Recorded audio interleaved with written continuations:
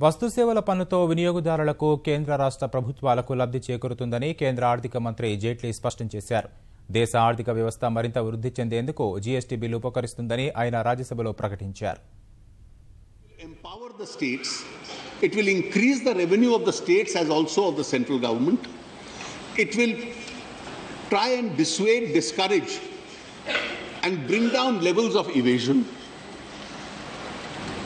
It would ensure that there is no tax on tax. So the cascading effect of taxes in the value of goods itself is no longer there. And that could even make some of the products cost less. It would certainly give a boost as far as the economy is concerned, which is required at this very critical stage. వస్తు సేవల పన్ను bill అమల్లోకి వస్తే భారత సమాఖ్య స్ఫూర్తి కీలక పాత్ర పోషిస్తుందని జైట్లీ వివరించారు. పన్ను విధానాన్ని పరిమితులను నిర్ణయించే జీఎస్టీ కౌన్సిల్లో ఏకపక్ష నిర్ణయాలకు తావుండదని కేంద్ర ఆర్థిక మంత్రి స్పష్టం చేశారు. So the whole concept of the GST Council is Indian federalism at play in the best possible mode. 2/3 of the voting power in the GST Council belongs to the states. 1/3 of the voting power in the GST Council belongs to the center.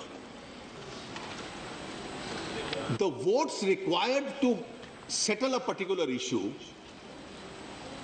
are 3/4, and therefore necessary the GST Council has to work under a particular consensus, and therefore the center and the states will have to work together.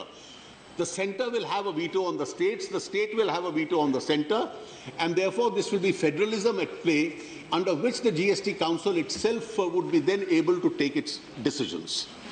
Sir, the whole object is that after this constitution amendment is approved, ratified by the states, the council would come into existence.